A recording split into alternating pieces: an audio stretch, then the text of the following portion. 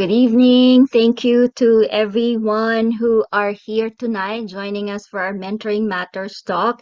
So this is our last session or Mentoring Matters session for the year. And so we'd like to celebrate that by listening to some of our mentoring stories from within the community. We have 50 minutes of more or less 50 minutes of panel discussion, and we will get started with the a little bit of introduction about the mentoring club. So for those of you who already know the mentoring club, there will be some updates. And then for those of you who are new, then you can get to know a little bit about the community through that introduction. And then we'll go straight into the topic, which is, does mentoring really matter? And to end the session, we will go and share with you what you can expect from the community going forward in the new year. I put this up front because we cannot do all the events or the activities that we have in the mentoring club without the help of this many people, and there are more people in the background as well. But going back and forth in terms of helping the community. So I'd like to recognize all of these people. So thank you very much, and very grateful for all of you. And as far as presence in the social media world, if you have accounts on any of these platforms, please go ahead and follow our pages and accounts. And I hope you will enjoy the content that our social media marketing team has been producing for us. So looking at the vision and mission of the Mentoring Club, why are we here?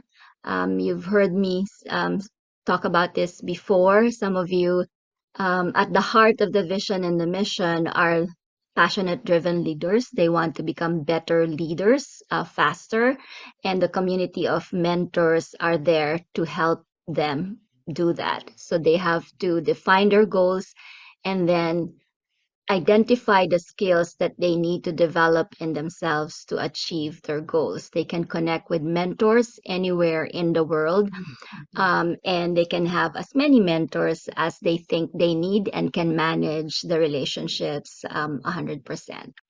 So ultimately, our dream is that as mentees become successful leaders themselves, that they will become mentors to others. And that's how the cycle of giving back within the mentoring club will continue, hopefully without end, hopefully long after I'm gone. And so how are we doing that now? How are the mentoring relationships happening now?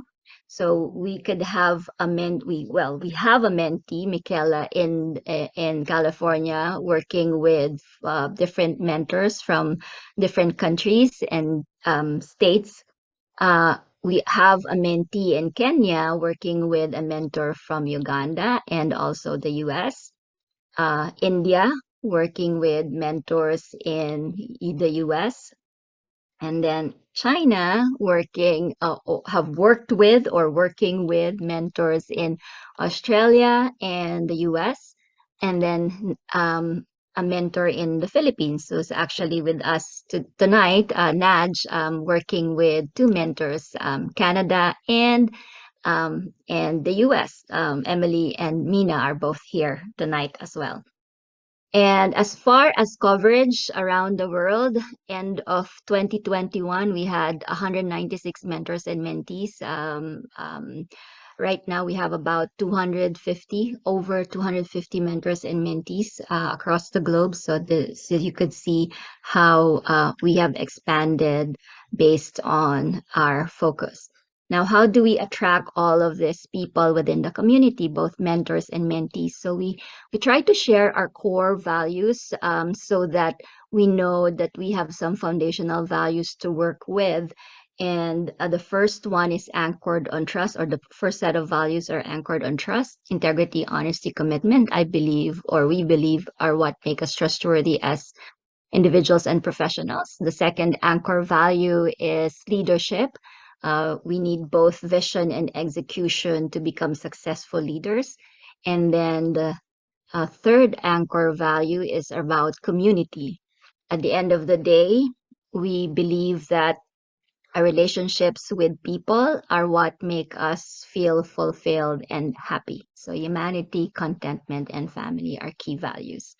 So with that, having introduced the mentoring club to you, I am now going to go into the main topic for this evening for our Mentoring Matters talk or panel discussion.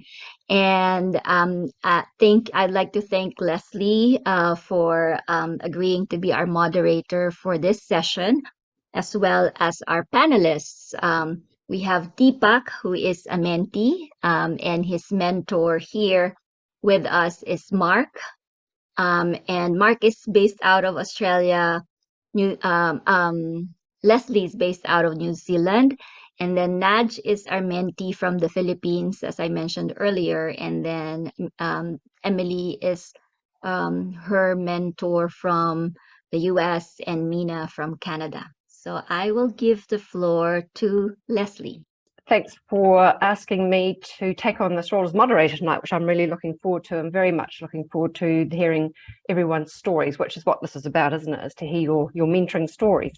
So I think to get started, it would be good to just tell you a little bit about myself. So I'm based in New Zealand. I do a lot of work in Australia as well, and have done some work across different countries in the world. And my mentoring journey probably started when I did my PhD and did a lot of research into what mentoring is, why mentoring works, which is great about this topic tonight. You know, it does matter, and developed a model that helps organisations put mentoring into their sort of professional development infrastructure to support their people development. So that's the core of my business, is to work in organisations, helping them build sustainable models and programs of mentoring, so that is a sort of a core people development tool that they have for life, rather than depending on me to be the person providing the mentoring support for their staff members. I met Liesel and got sort of involved with the mentoring club over a year ago now. It was probably about a year, perhaps a bit more, when I joined Clubhouse and heard this or saw this advertising about a club room called the Mentoring Club. I thought, well, that sounds like me. And since then, Liesel and I have built a friendship and a collegial relationship, as well as others like Hong, who is here tonight as well. And so I've been quite integral in being part of the Mentoring Club. I'm a mentor in the Mentoring Club. And later on, Liesel will talk a bit about some of the other strategies and initiatives that are being brought into the Mentoring Club that I'm also involved with, which I'm very, very privileged to be. And so the topic, why mentoring, or does mentoring matter, or does it really matter? I mean, I'm obviously biased because I've done a lot of work in the space, a lot of research, and a lot of work in my own business. But I wouldn't be doing that if I didn't think that it mattered. I wouldn't be doing that if I didn't think it made a difference. And without wanting to take a lot of time, I always think as a way to really demonstrate that or give some evidence around that.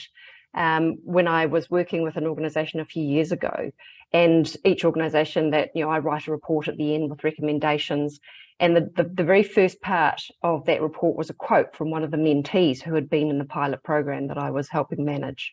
And that quote was, before I got into this mentoring program, I was thinking about leaving the organisation, but I'm definitely going to stay now because I'm getting supported. I can see my career ahead of me with this organisation, and I'm really pleased that I got involved as a mentee. And to me, that's gold. I think that just really sort of embellishes what we mean about mentoring, and actually that it does work and that it does really matter. So that's my view, a very quick one. But what will be really great tonight is to hear from our panel members and how they sort of see how mentoring really matters from their perspective as a mentee and or a mentor.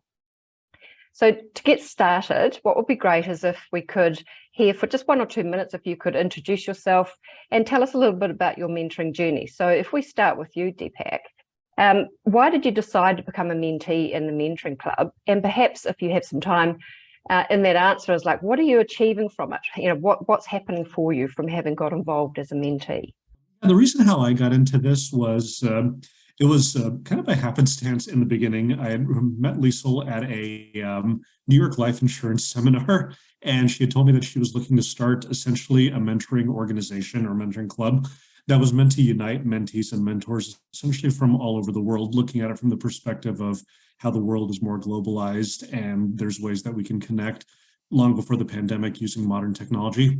So I thought about that too. It was at a moment in time where I was kind of getting out of that entry level side of my career into mid level, and thought this might be a good time to start thinking about, now that my days of graduate school have concluded, now that my time has gone from that initial job search of what is my career going to look like, I might be able to do this from the perspective of connecting with somebody in another industry. So my previous industry, I used to work in student affairs, higher education. And, I figured I might either move up within that field, I might take a sidestep and do something else in that field. But the point is that I knew that whatever job I had at that point was meant to be either the second or third job that I had, not the last job. So I thought this would have been a really good group to meet somebody, work with, and make that connection. And I have to say, it's been wonderful so far. It's my mentor is also on this call, Mark, and he'll introduce himself. But really getting a chance to talk to him and learn a little bit more about how to learn new skills along the way, skills that maybe were not in my day-to-day, everyday job description or even my job responsibilities, but finding some creative ways to take on projects or to take on opportunities with connecting with other folks in either a related industry or a different one to make that mark and to gain those experiences. So I have to say this was at least kind of a good group to make that connection, make that initial start with. And it's definitely been rewarding. I've been active in it for at least 6 years at this point as well. And I feel like I've definitely gotten a lot out of it. So. Mark, as Deepak's mentor, it would be great to hear from you why you got involved with the Mentoring Club as a mentor, and perhaps some of the highlights of being a mentor. And it may not be necessarily of Deepak, but obviously that's a connection that's here already. So yeah, your experience with the Mentoring Club would be great to listen to.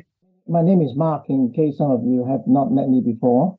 I got involved with the Mentoring Club through Liesel when she first wanted to create this platform to give back to the next generation. And because I have worked with Liesel before and I knew her, and I kind of thought her motivation of wanting to encourage the next level, if you like, the younger set of leaders to be better leaders is a very noble one. In particular, her intention to invest her retirement time, if you like, and money and resources into it, sacrificially, if you like. I thought it's something that I could not refuse to help participate in. Personally, I've always believed in mentoring. I've been involved in doing that throughout my career. And so I honestly believe in the process. One of the reasons why I think that's important is for every single institution that I have worked in, I've always had someone in that institution that I can call a mentor. Someone who maybe not officially does the kind of work that we do today, but someone I look up to, someone that I can speak to, someone I can voice my opinion to, and someone I want to become when I grow up, sort of thing, right?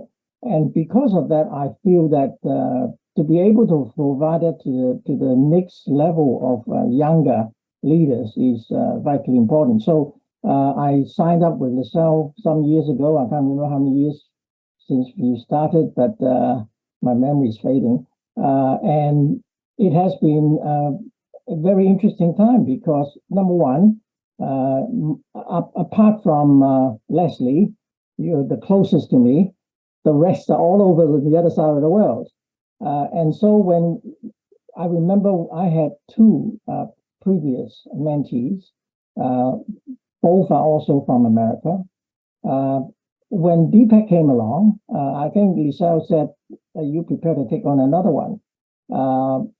Because not everybody that you take on are necessarily involved in a very intense way. Some you kind of, depending on their availability, you may catch up and you may chat.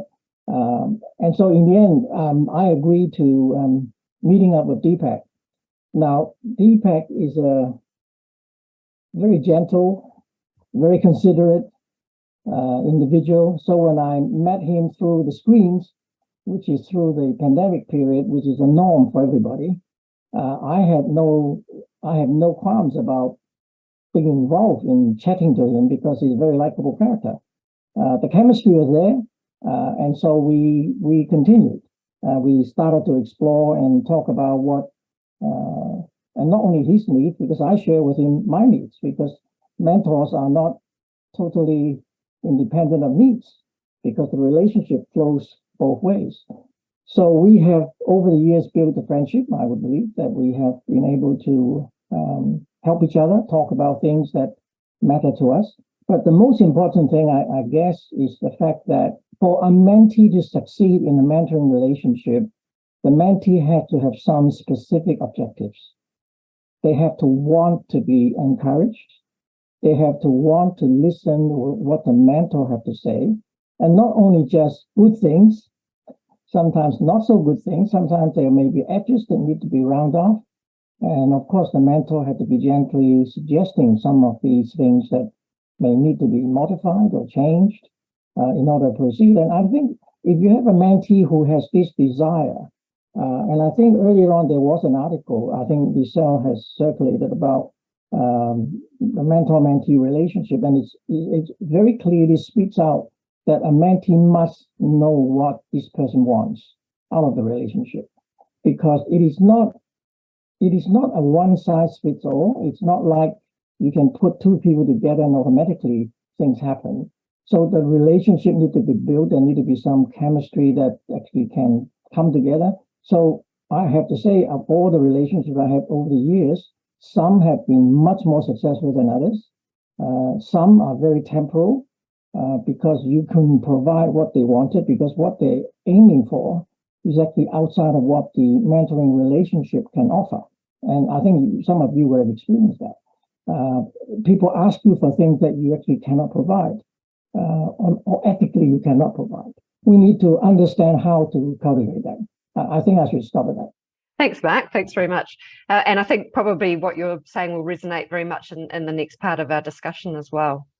Nadj, as a mentee, it would be lovely to hear from you about your reasons why you got involved with the mentoring club as a mentee, and what are you achieving from that? Like, what's your experience of that so far?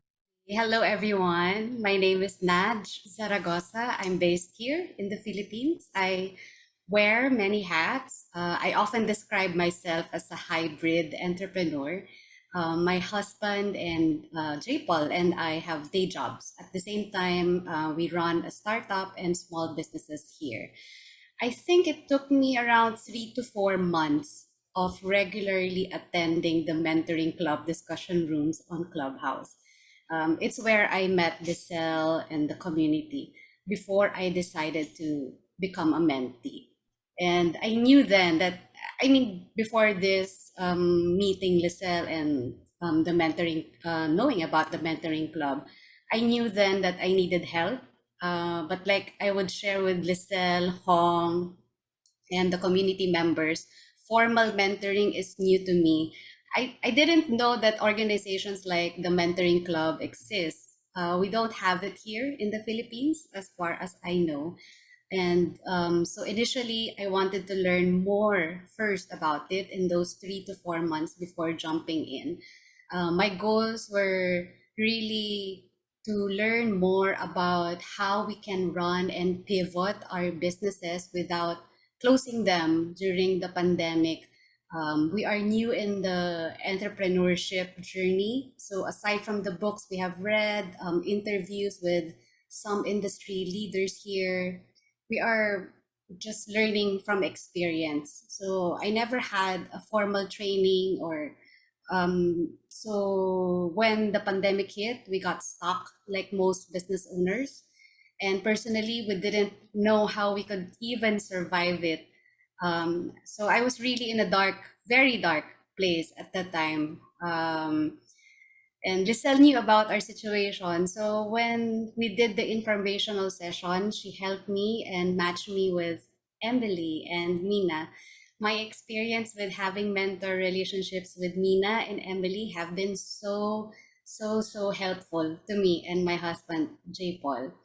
I think if we're connected in LinkedIn or in other social media, I can't stop talking about it. So Minna did a deep dive on getting to know me, my situation, the businesses we are currently running, and the problems we are facing at that time. And she would catch me saying, I can't do this, I can't do that because of the pandemic. It was all negative then from how I view my situation. So before we could dive into solving problems, she helped me fix my mindset first. So this is where she gave me the headlight illustration, and the abundance versus scarcity mindset exercises that I could work on a daily basis. And she would check in like every other week with me. So I've seen changes in me, my relationships and my surroundings since then. I would see positive changes happening around me. With Emily, Liesel assigned me to watch her video first on YouTube. And after watching it, I learned so much from it and immediately knew I wanted her to be my mentor. Then Liesel featured her in one of the clubhouse rooms. I listened to her story, got inspired more, and wanted to learn the EOS, the entrepreneurial operating system. I introduced myself, then sent her an email formally saying I want to apply as her mentee. I am so grateful that she said yes and she had time to mentor me. On our first session, I told Emily that J. Paul and I are creatives and management discipline is one of our biggest challenges. So she gave me EOS materials for me to work on so I can learn and apply. And I shared also with her that we are preparing our pitch deck to a valued client and needed help on how we could improve on it. She asked for our client's personality and gave us super helpful tips that we applied on the presentation. So both mentorships helped us close that pitch with our valued client, who's a former president of a conglomerate here in the Philippines. And we opened 2 new businesses this year. So yes, mentoring really matters. Fantastic. Thanks, Nadj. Thanks for sharing that story. Sounds extremely exciting and successful. Thank you. Minna, as a mentor, tell us a little bit about why you joined the Mentoring Club, why you become involved with the Mentoring Club, and as a mentor, what are you getting out of that? What have been some highlights about being a mentor? This is Minna. I was a software engineer working in Silicon Valley and turned into investor and business owners. I knew Liesel from one of the Toastmaster meetings I often go to when we were back in Silicon Valley. So I know always the existence of Mentoring Club, and then officially joined after we moved back to Canada. So, and then after I think I joined, maybe not a long after, Liesel sent a large story to me, like, hey, this is a lady in Philippines that she's looking for mentor, and I think you are a good match. And I read about the profile, what's her problems, what she want to achieve. Like she said, she wears so many hats. It's like me, I do real estate. I'm a business coach. I also do programming myself. So there's a lot of match, and I see the passion, the desire in her. So that's why that we had our first meeting. We had a deep dive to understand her, and then what was blocking her from achieving her goals. And what I learned from, I think the experience of mentoring really matters is I like the fact is a mentee, they are the leader. To be honest, I don't really care whether you achieve your goal or not. It's you are the leader. You have to make the effort. We are just shed some light to you, to your problems, maybe your mindset, maybe the action you are taking, maybe in the way you are talking, so that you can make some changes. And sometimes the change is really small, that tiny small change you lead to big results. So I have seen that large change in that the few sessions we had together, that understand her problems, understand what's blocking her, and then see her feel excited when she gets an insight or she knows what action to take. So that was really, I say, a fulfilling moment for me, that you can see that we are making changes in people's life as a mentor. That's my story. And Raj has shared it very beautifully about the transformation she had. And Emily, as a mentor, would be great to hear from you about your involvement with the Mentoring Club, why you got involved, and also, what are you what's been the highlights for you in that role as a mentor? I think I've always been drawn to the mentor-mentee format, because sometimes you're in a room full of people and it's overwhelming to ask questions, right? You're not even sure sometimes even what questions to ask. And I think having it in a small group or a one-on-one format really decompresses the pressure, if you will, and allows someone to really focus on what's important to them. And so from that standpoint, I've always been a part of it as a mentee. And then as I've gotten further in my career, now I find myself being asked to be more of a mentor. And I do this in other organizations as well, industry related and otherwise. And the thing that I find is that whether I'm a mentee or a mentor, I find that it's a partnership, and that it's really about this beautiful ebb and flow of learning from each other. And I like to say, I learn as much as I frankly give. And I love that experience because it makes me not only a better business owner, it makes me a better human. And I found that to be quite enriching. When I was working with Nadj, it was so sweet because, here we are half a world apart, and yet we share such commonalities, whether it be common stresses and challenges that we go through, to even the things that are different for us, but that made the conversation so rich. The Philippines can be seen as kind of a resource tight kind of location because everything's on an island, right? And, it really changed my appreciation and gratitude in so many ways. And so it was just a beautiful experience. And I look forward to getting back into it again. I have an 11-month-old and I'm 49 years old. So I have a very interesting path. Look forward to visiting more with each of you when we have time.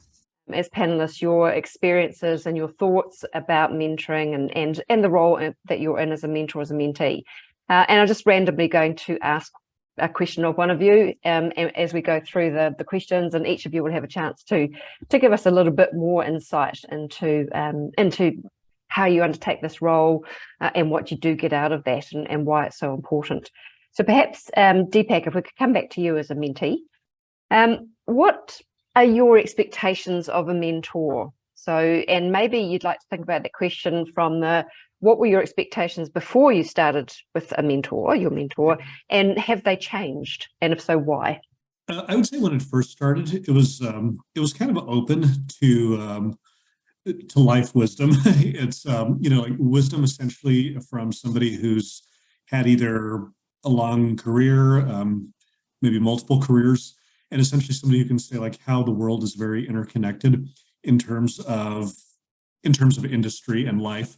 So, and the way how I look at that is, it's really easy for us to go to work, do our job tasks, feel like we're ready for our supervisor's position, and say, "Oh, good, we got a promotion." But there's more to life than that, and I think that was the idea. So I was looking for for hope that like having a more worldview, world experience, and I think in a way I still believe in that. And in a way, whenever I talk to people, who ask me, like, Deepak, help me with some career advice, career guidance, or things like that. In my line of work now, I'm in learning and development. So with learning and development, a lot of that is about helping employees be more successful in the line of work that they're in, so they're happier at work. The theory behind that is everything from new employee engagement to mid-level career training to executive level coaching. That's kind of the line of work that I'm in now. So I think the spirit of that is very much about mentoring and offering guidance. So, at the same time, I don't have all the answers. And, so I think having a mentor and just being part of a culture of mentoring has definitely been something that's helped me. So I think I think being able to even take some guidance that I get from a situation like this and apply it to somebody else who might need it in a very informal way. Thanks very much, Deepak. And it always makes me think about when you use that word guide. Someone said to me a while ago that they and they're a coach, but they said when they thought about a mentor, they thought about this person who's a guide alongside, that you're there to be beside the person as they grow and develop and learn, and which I really like that. And I've heard you sort of use that word guide a couple of times. Mark, if I could ask you as a mentor, you in your introduction, you talked about the importance of the mentee knowing what they want to achieve when they go into this mentoring relationship partnership. Can you just enlighten us a bit from your experience and how you see this as like how, because I think it's a really important point, is like how can a mentee know what to do and how to decide that if they have never been a mentee before? It's not easy because most often the mentee will come to a relationship because there is a need, right? If you don't have a need, you don't need anybody to help you. And the problem is that need can be defined in either a temporal sense or a long-term sense. And we all have goals and objectives of immediate presence. But we also actually have underlining that some goals that we need to achieve, which is longer term. And the problem is for the mentee to decide. For example, if a mentee is facing a funding problem in the business that they're running, and Minna will be expert in helping with that kind of advice. That person has a short-term financial issue and needed someone to come alongside and give them help and guidance. That is a short-term application. And the issue is the relationship between the mentor and the mentee dealing with such an objective can be a very short-term one. Because the minute that person has achieved their goals, they may feel that, oh, my objectives are fulfilled, I no longer need someone to come alongside, and therefore, in some cases, the relationship will terminate and they'll move on and do something else. However, my personal view is when we become a mentor with someone, we need to look a bit longer term in terms of trying to figure out what is important for the individual longer term. Because for any underlying immediate requirements, usually the person has some longer term issues that they have to deal with. And if we are able to discern what they are, and we feel that mentoring relationship can be a longer term one, we can actually plan to work with that person. Number one, try to help solve the immediate problem, but number two, also look at laying down some foundation so that they can actually improve those underlying issues. So longer term, they actually achieve greater goals. Now that I think if we did that, we bring greater value to the mentoring relationship, because otherwise we're only solving, as you said before, the word coaching. You can engage a coach to coach me how to play tennis, and I just learned to play tennis. But if you want someone to teach me to be a good role model in the sports field, that mentor have to do something more than that. Am I making sense? I think that is what mentors need to be careful enough to discern what we need to give out, what we can give out. And one of the things I fear most is when you mentor someone, all your bad traits can also pass on to the mentee, right? My bad temper maybe, or my short patience in terms of not waiting for long, for things to happen. Some of the better traits we can pass on, but unfortunately, along with the better traits, the not so good traits also sometimes can be passed on. Because when your relationship become more and more intertwined in a friendship, and you know each other, your mentee can observe, and unfortunately sometimes can inherit and also pick up the bad traits as well. And so we have to be careful and be critical ourselves in terms of what is good to pass on, and also making sure that we don't give the bad bits away as well. Thanks, Mark. It just makes me think about, that whole self-awareness, as mentors. I think as mentees, it's important too. But, and I say, but, as mentors, that whole emotional intelligence aspect of our role, that we are aware that we have these other traits, defects, whatever we want to call them, and that may be influencing that relationship, may be influencing the mentee. Just building on that, perhaps Emily, thinking about what Mark is saying around, the expectations of a mentee, how would you describe your expectations of yourself as a mentor? What's really important to be, those attributes, that emotional intelligence, whatever. What are your expectations of yourself as a mentor? I think the most important thing is to make sure that you mirror to the other person, not the other way around. And I find this in leadership and management opportunities as well, that, it used to be kind of an 80s managerial way that, you had to kind of manage up. You had to, frame everything for the manager. These days, I think it's really more important to think about inverting that relationship. And as the mentee is usually either younger in career or in crisis, in a tough situation, or, again, doesn't know what questions to ask or even, how to frame things up. They may feel stuck. Usually they're coming because they're blocked and they're looking for a breakthrough. And so I feel like it's really incumbent upon the mentor to try to help create like this open space by mirroring to that person. So if you've got someone who is, say, an analytical, make sure that you ask them specifics about what they need and dive into more detail, and maybe give some data and metrics around some things, and show your source material of where you find things for them, as opposed to someone like a driver like me that's going to be overwhelmed by that. And that's only going to make me feel more stressed out. And if you're trying to help me, then you're not mirroring to me, right? You're overwhelming me with too much information when I'm already at my limit, right? And I'm looking for hope. And so I think it's important to really make sure that you are, some people call it emotional intelligence or reading the room, or I use the 4 social styles to kind of help me kind of ascertain who I'm working with or who I'm communicating with.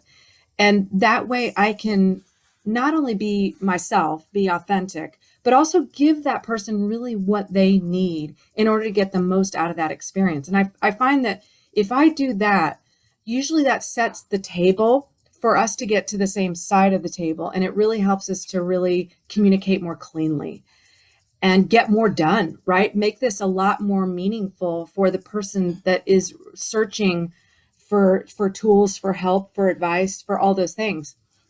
And usually, invariably, in every instance, every mentor-mentee relationship that I've had, I always get something out of it. And, really, I find that's what life's about. This is the richness of life, are these exchanges that we get to have where something powerful happens, where we have this kind of breakthrough together. I mean, it's the transformational stuff that I find is like having your hands in the clay, and it's the rich part of why we human beings are here on Earth. And I love it. I'm getting a heck yeah. So yeah, raising up the hands. So. Yeah. Thanks, Emily. And I think there were 2 things I was thinking while I was listening is, that whole concept of like that intentionality, what's your intention as a mentor, as a mentee too, obviously. But if your intention is there to support, guide, help, listen, reflect, all of those things. And I think if we're not intentional in that, I think that makes us less able to be an effective mentor. Yeah. And I think too, the other thing, was from what you're saying is that critical need to learn about each other at the beginning, find out about each other, find those commonalities, really get to know who that other person is, because we could be giving advice or suggesting or guiding, and it's not really what they need or want. We don't really know the person. So, it's time to turn off the sage on the stage and listen. Yeah, absolutely. Thanks, Emily. Nadj, so for you as a mentee, what are your as a bit of a similar question that I asked Deepak, what are your expectations of yourself as a mentee? And how do you think that influences what you get out of that mentoring partnership, that relationship, therefore? The setup in the mentoring club is new to me. But looking back, I always find myself surround myself with better people than me. So I guess it has been innate inside. I didn't know that, I wanted to get better, and I guess it's self-leadership. So I guess my expectations really is just to learn and apply as much from the mentor. Thanks, Nadj. And Minna, as a mentor, what perhaps as another sort of dimension to the conversation here is like, what are perhaps some challenges that you have faced or that you have had as a mentor, or if you've had any?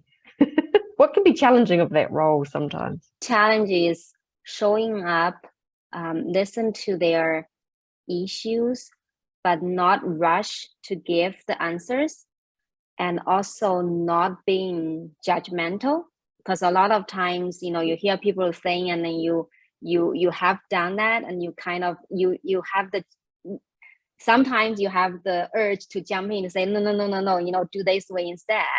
But not being judgmental, to understand what it is. It's almost like a peeling the onion, hey, what is the issue, and then what is blocking you, to find out and unlock that, and then really encourage them to take the actions, not to say, hey, you take this action, you listen to me because this is right. It's more, I give you some options there, and this is what I have done, and so that they can choose what they want to do. And then, like I said, whether you succeed or not, I care, but I don't care that much. So it's up to you to really take the lead, and then to resolve your, unblock yourself, and then move forward. So to show up that as, not to the one who always have the right answer, but also just as listen to them, and then to give some guidance. That's one thing. The other thing is being a strong leader to them. Use Nadj as example. When our first meeting, there was a lot of conversation about, hey, I heard a lot of, I can't do this because of pandemic. My wedding business was shut down because of pandemic. And I shared with Nadj my story. My husband and I built a hotel during pandemic. We bought a hotel 1 month prior to the pandemic, the global lockdown. And then that's when I shared that illustration of, when you have a big problem ahead of you, sometimes you just focus what's right in front of you. It's like you driving at night. You don't see your destination. You can only see like few meters in front of you. That's what you focus. That's what you do every day and then somehow 2 years after, you are out of you are at your destination, and you feel super happy. So being that strong leader, and then to give them the hope that it can happen, but still leave the action in their hands to say, hey, you need to figure out a way. I can share whatever I know, but you need to figure out a way to do it, not rush to help them, like do this, do that. I think that's a kind of a balance there that we need to keep. Thanks very much, Minna. We have about 5 minutes, so I'm just going to open this last question to any and all of you. So whoever would like to contribute to it and give us your views and opinions, that would be great. So the question is, what advice would you give someone who is thinking about being a mentee or a mentor in the mentoring club, but obviously in that role? Like, what advice would you give them? If it was someone who was going to say, well, I actually think I think I'd be a really good mentor, and I'd really like to contribute and pass along, or I'd really like to be a mentee because I really want to get something, I need to go forward, move forward, and I need some help with that. What would be your advice to them? I have one. I think it's really important to, it takes a lot of courage to start and a lot of stamina to continue. And the most important thing that I think anyone interested needs to do is to soul search to make sure they can be consistent on the path. I find that tenacity to keep going can be challenging with all the noise and everything grabbing at our attention. And so again, from my standpoint, the most important thing is that if you're going to commit, have stamina to stay in it. For me, just go for it. I know it's simple action, but you really have to go to have like a deep awareness first of what you really want to achieve as a mentee. But I guess for the mentor, if your heart tells you, or if you feel like you want to help and give back, please do. There are a lot of people like me who need your help and guidance. So as a mentee, when you need help, and when you really need help, reach out. For a lot of people out there, they might think if I become a mentor, I have to have answer to everything. What if mentee asks me this question? I don't know. What if I can help them? Forget about that. I don't have answer to everything. Like you can be honest and to say, hey, I don't know. I don't have expertise on that area, but maybe I can connect you to somebody else. Maybe you can Google, like point them to the direction, and don't try to be that perfect people that, I got all together and I know every answer. I know how you get out of that. Sometimes I don't know how large gonna, what her journey would look like, whether, her business will succeed or not. It's really up to her. For us is do whatever we know and then share whatever we know, and then leave the choice to the mentee, because it's their destiny. We are just the guide. I agree with everything that has been said. I think they're all said with wisdom and a lot of insight. One thing's for sure, the relationship of a mentor and a mentee is a serious one. And it is not a spur of the moment thing. It is not something we just feel like doing on a Monday morning. And the commitment and the deliberate effort to work on that relationship is paramount. And you've got to give it enough time to work, because maybe when you first a couple of meetings, it take a while for the chemistry to work, but you can't just make a conclusion and say, no, it didn't work out, I'm going to call it quits now. Give it enough time to work through, but put your efforts in. But for the mentor, I think in particular, it's not like you've been engaged to do a one-session advice and then you can click off and then not worry about it until you meet again. Mentoring is about thinking about the other person when they're not there. You need to think about what is the next step. What are the next things that you could add value to their lives? Whether you have it or you don't have it, you can research it or you can talk to your friends about it. But in other words, you need to be thinking about that individual that you're trying to care for. Well, this is what the relationship is. So if we have the attitude of reaching out to try and provide as much as we can in a loving way and a caring way, then I think the mentee will benefit either way, and you will benefit from the response that comes back. Thanks very much, Mark. And Deepak. Thank you very much. Just I guess to kind of close that a little bit, I would say it's one of those things where it's another way of relationship building. When you think about the way you build relationships with friends and colleagues, this is a new way of doing that. So, whether you're a mentee or a mentor, but the idea is that it's about a relationship that's going to help you grow as an individual. So, if you're a mentor, the idea that you have something of expertise or something that you want to convey to somebody else so they can be successful in their endeavors in life, work, or personal. And then same thing. And then if you're a mentee, then the idea that, like I kind of mentioned this earlier, that it's like you want to make sure that you have a chance to learn and grow in a new way that probably was not covered in school, or that was not covered by a job or something like that, or a traumatic life experience. This is definitely not a traumatic life experience, but while a lot of those do help us grow, I think this is at least a new way of, it's an investment in an opportunity to grow by learning from somebody. And I think that's been something that's been really positive, where, unlike, I've also seen where sometimes people say that they grow when they go to therapy, when they have a short-term relationship with a therapist or a clinical psychologist, which is also helpful. Sometimes people do need that as well.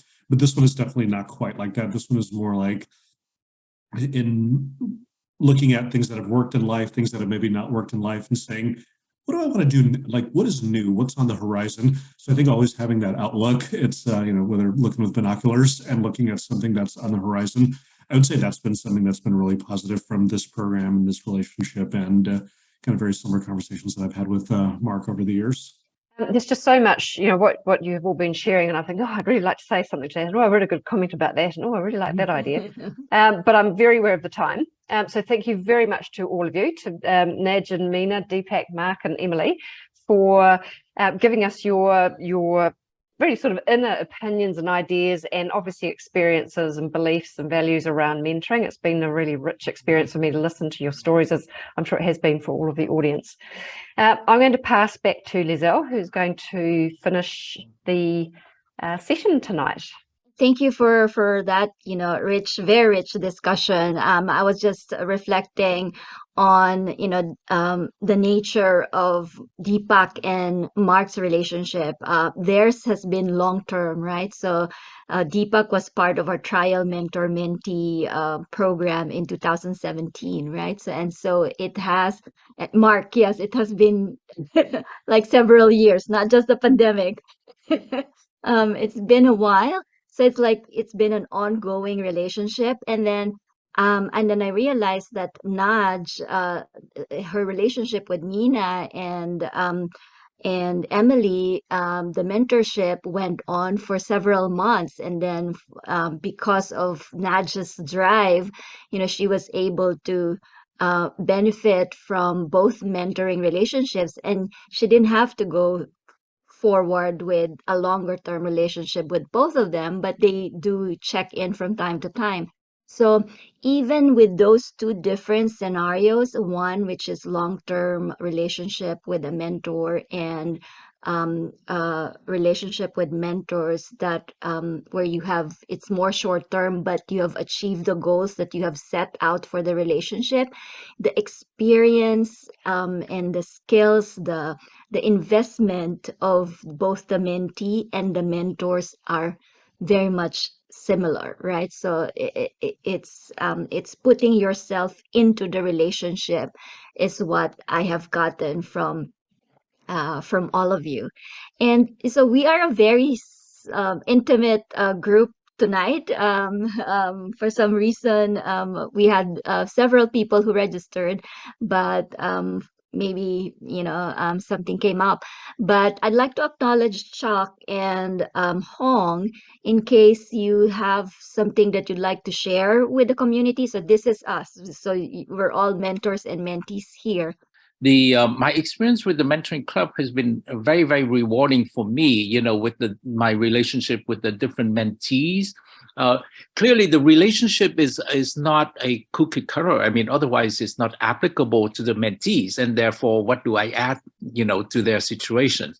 So I think a lot of it is learning where they are, their context, and over time to add value. It's usually not immediate in any case. And by learning and adapting that way, I get to learn more about their situation. And I think that's how I can be of highest value to them. I think that's how it comes out. As time goes on, that I learn more about them and they learn more about what I can bring, we get to a situation where it can add a whole lot more value to them. It doesn't just come out of the blue. It's just not me, it's not just them, it's the relationship itself. All right, that's my share. Thanks. I think the key is to get them to build the confidence by doing all of the different things we had to do when we learned, in some cases, to be CEOs or tech support. How do you really develop a product? You do the mechanical first, you do the electronic second, you do the software last. We learned that. They don't teach this cross-disciplinary stuff in our schools, and it's difficult to measure. You look at the complexity of the products that we see, and yet they run into one problem sometimes and it kills the whole thing. So somehow, and I look forward to helping any of you in areas of technical research where I am a specialist. But we got to fill in the gaps. A lot of the stuff I posted says reasons why they fail and the guys who succeeded and why they really went to the customer and let the customer lead them, the people who are going to benefit. Show them what you got. Tell them what they got to do to get it. That's why one startup out of 2 cohorts survived. That was the secret. Show them what they get. Show them what they got to do to get it. He took his software to them. They bought it just the way it was. So he's going to make it better and better and better. Bless all of you for contributing and taking your valuable time. There's so many in need and so few of you mentors and mentees going out to look for that need so you can be a mentor someday. Bless all of you in this season with all of these holidays, Diwali, and all the holidays that are coming. Thank you for allowing me to share this out. Thank It's a you, blessing. Chuck. The last event that we have for the year, for those of you who are in Silicon Valley, Hong and I hope to see you on Saturday. It's a little chilly, but we will be there. We will do our investment in our health and do a little bit of exercise. And then this is a new development within the mentoring club, and I would like to. Most of you are probably hearing this for the first time. We together with Lesley, Joram, Caroline, Hong, and myself, we organized a team of program consultants where we developed a framework for actually providing mentoring program consulting services to companies, and we called it LEAD. So leverage talents, empower people, accelerate careers, and deliver success. So this will be part of our sustainability drive for the mentoring club. It will be revenue generating. We'd like to target companies, offer this service. As you know, my background has been in consulting for over 30 years, as the same for the rest of the team who are responsible for this program. So this just gives you, you'll get a copy of the slides. So this just gives you an idea of the stages that we're looking at, needs analysis, program implementation, and then of course reporting the results and doing some retrospective with the stakeholders so that they can improve upon their mentoring program on a regular basis. And this is the team, as I mentioned. So Lesley is our program consultant. We all work together to put our own framework. So we're branding it as the Mentoring Club Lead Mentoring Program, because all the templates, all the processes that we have put together is a combination of all of our experiences in this field. And then talking about revenue generation, and as a nonprofit, we are still continuing to do the fundraisers. So we launched our fundraiser for 3 events. My birthday, because Facebook has a birthday fundraiser drive, then Giving Tuesday, and then holiday and year-end giving. So we are now on the 3rd program for the fundraiser. And we'd just like to mention that we had about 10 people who pledged for the match, and then we've had about 17 people already donating to get the match. But we still have about $1,000 that are not yet used on the match. So if you know of other people who are looking for organizations to support, please go ahead and tell them about us. And so the first one is actually the first one that I showed you is a drive with the match. But the second one is actually a drive with the match that is provided by Meta. The first one is with the match with our community, and then this one is a match by Meta where they will match up to $100 per person per nonprofit if the person actually did a recurring donation. So if you donate $10 a month, in 10 months, Meta will actually match the $100. For those of you who don't have Facebook or are not comfortable putting in your payment information on social media platforms, we still have our website. You could be sustaining donors as well using our website. And then, of course, we're doing all of the fundraising, all of this towards serving more mentees. So if you know more of your friends or people in your network who are looking to connect with mentors, please send them our way. Same for the mentors. We cannot serve mentees without the mentors. And for our volunteers, we have about 15 to 20 volunteers right now, from administration to events to Salesforce support. And these are some of the positions that we really could use help on, particularly around fundraising as well. So at the end of the session, you will get notification from Eventbrite about the survey. So please give us the gift of your feedback about this particular session. And as I mentioned at the start, since we have recorded the session, you will be seeing some of the clips in our social media materials, which actually Nadj. And so one of Nadj's businesses is actually social media marketing, and so she has been helping us with that. That's what I have to share. If you have anything you'd like to advise me on offline, now knowing that we have those programs going on, I'd appreciate the outreach. Thank you, everyone. Thank you. Thank you very much. Thanks, Thank Liesel. you. That's great. Thank you, Bye-bye. everyone. Thank you so much. Care.